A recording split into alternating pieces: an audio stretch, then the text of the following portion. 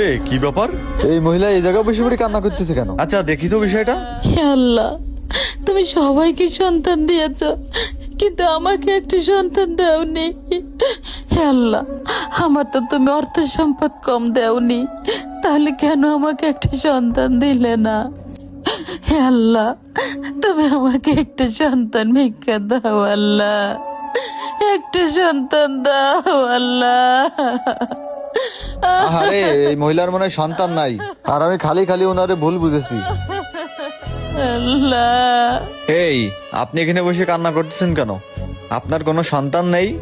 না, আমার কোনো সন্তান নেই, আমি নিঃসন্তান।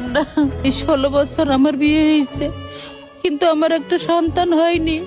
আমি 16 বছর ধরে নিঃসন্তান।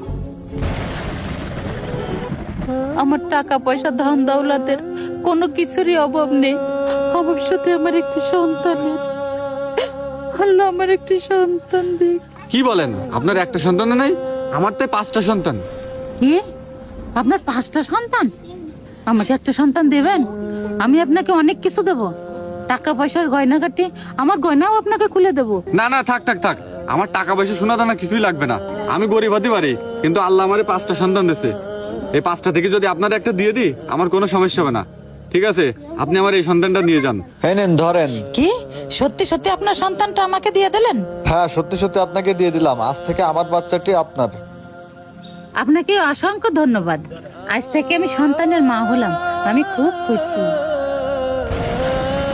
আপনার এই ঋণ আমি কোনোদিন শোধ করতে পারবো না।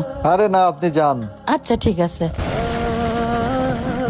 ভাই, আল্লাহ মানুষের পরীক্ষা নেয়। অনেক মেয়েরই কিন্তু বিয়ে হয়েছে অনেক বছর, কিন্তু সন্তান হয় না।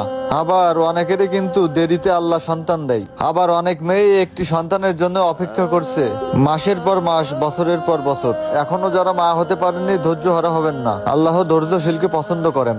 আল্লাহ উত্তম পরিকল্পনাকারী, নিশ্চয়ই সময় মতো মা হওয়ার সৌভাগ্য দান করবে। ভিডিওটি ভালো লাগলে সবাই শেয়ার করবেন। ধন্যবাদ, দেখা হবে পরবর্তী ভিডিওতে।